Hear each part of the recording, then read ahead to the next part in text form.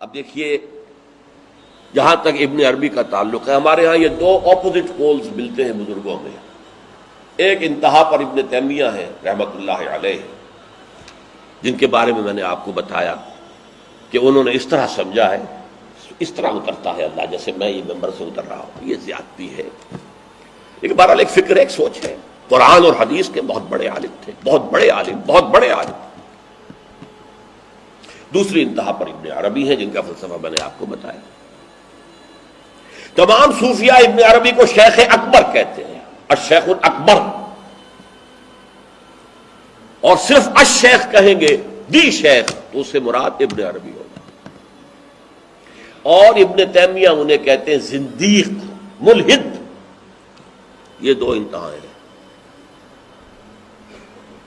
ہمارے ہاں جو عام طور پر اہل حدیث حضرات ہیں وہ ابن تیمیہ کے فالوورز ہیں ان عقائد میں. ان کے ہاں تصور کیا ہے؟ اللہ تعالی ہر جگہ اگر ہے تو صفاتی اعتبار سے، ذاتی اعتبار سے نہیں.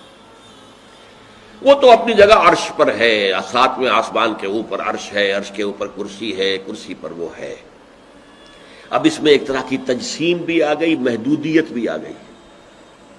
اس کائنات میں تو اللہ ہے ہی نہیں، تو پھر اللہ محدود ہو گیا نا،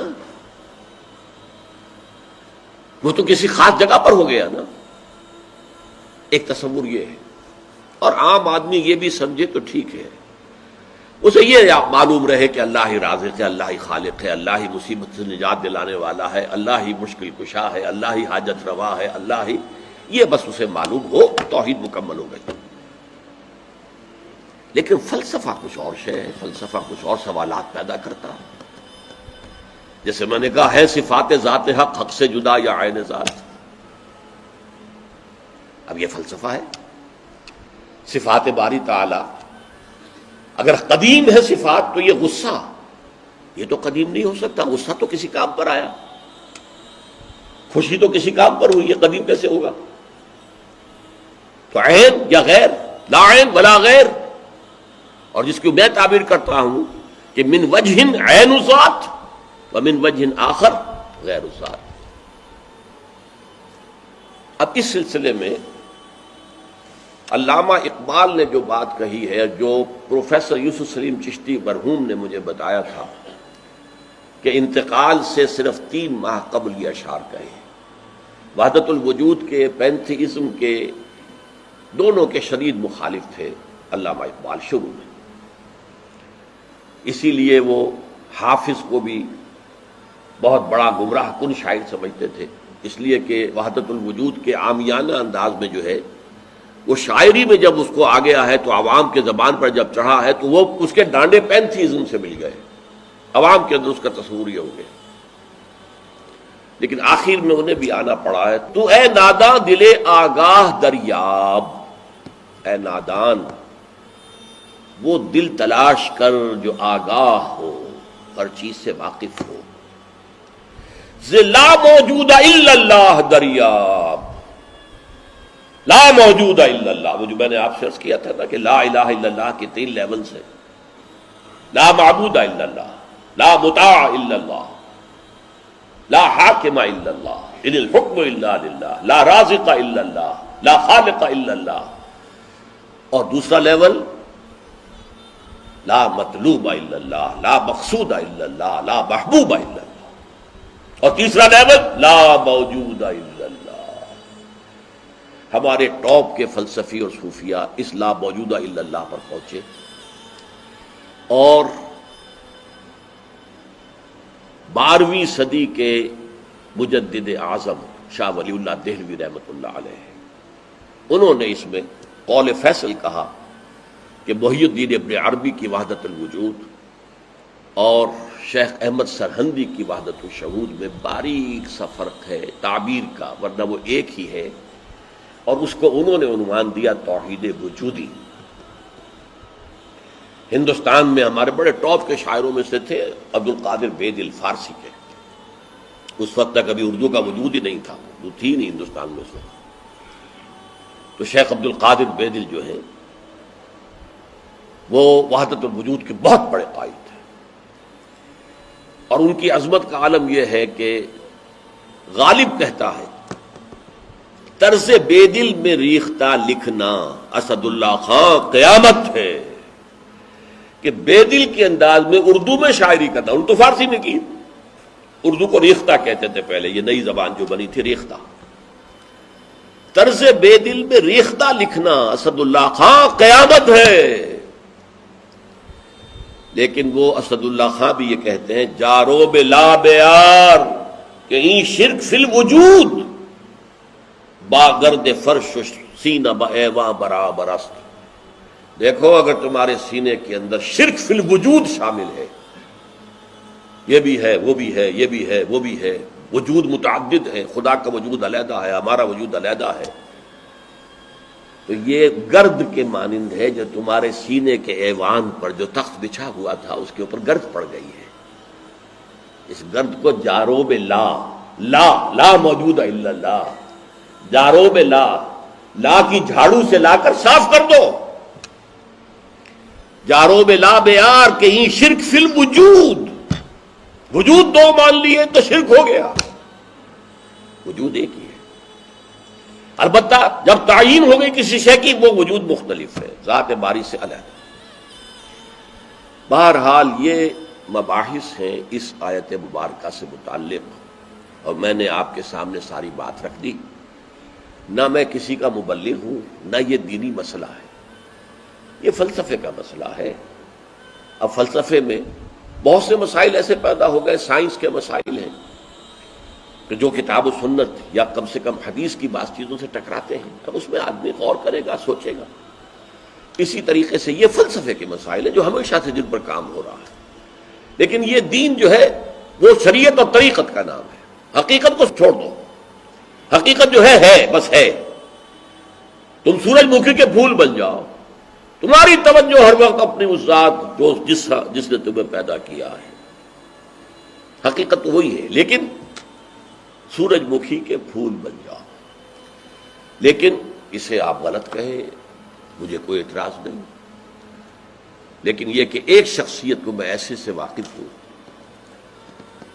جو اہل حدیث بھی کٹر تھے اور صوفی بھی بڑے تھے۔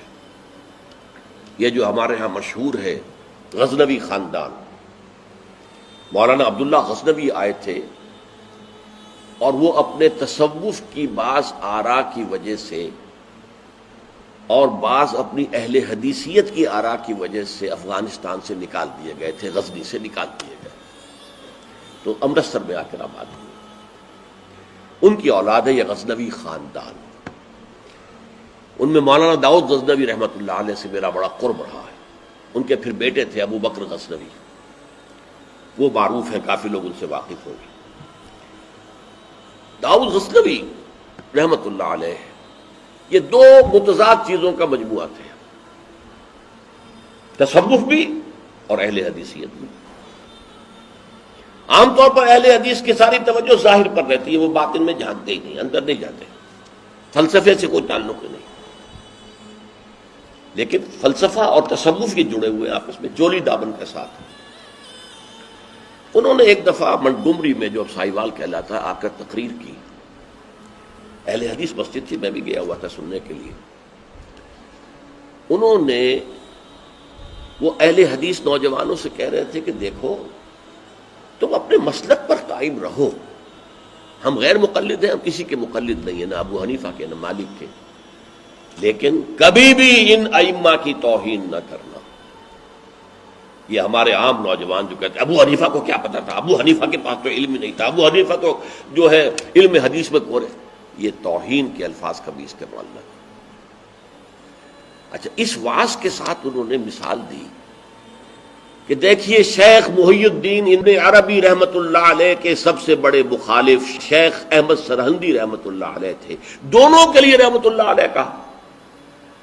میں حیران ہو گیا، یہ وہابی آدمی، کٹر وہابی اہل حدیث، اور یہ شیخ ابن عربی رحمۃ اللہ علیہ کہہ رہا۔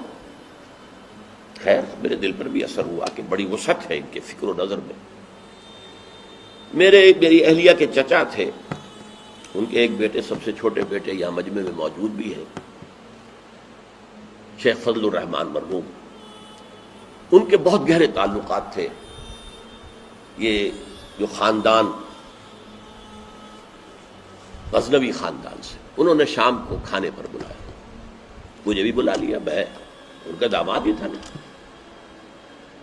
تو وہاں میں نے کہا کہ حضرت آپ نے شیخ ابن عربی کے ساتھ رحمت اللہ علیہ کے الفاظ استعمال کیے, جبکہ ابن تیمیہ نے کوئی شرعی گالی چھوڑی نہیں ان کے لیے. زندیق, ملحد, اور آپ اہل حدیث ہیں, یہ کیسے ہوا؟ میں ان کی عظمت کا قائل ہو گیا, ان کی آنکھوں میں آنسو آ گیا.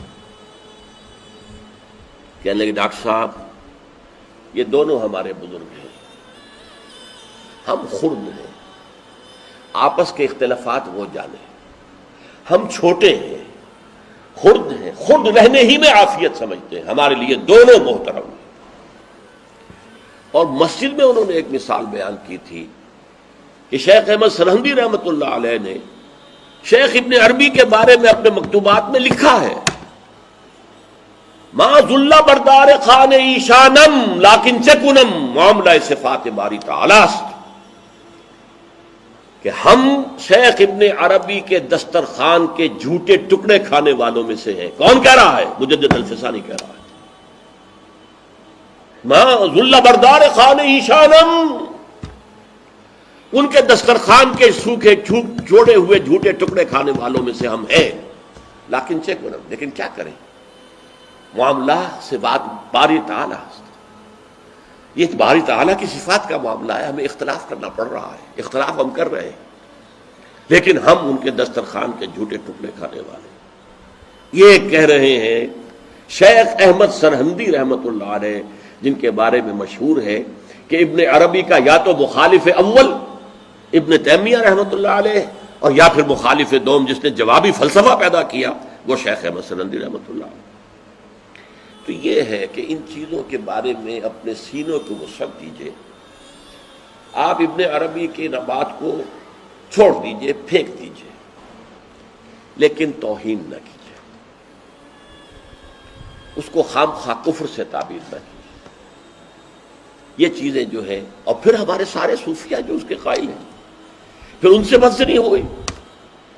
میں صرف اس لیے کہ وہ بدزنی اور دلی نفرت کا معاملہ ختم ہو جائے, میں یہ ساری بحث اس لیے کیا کرتا ہوں, ورنہ میرے عام دروس میں ان مسائل پر گفتگو نہیں ہوتی.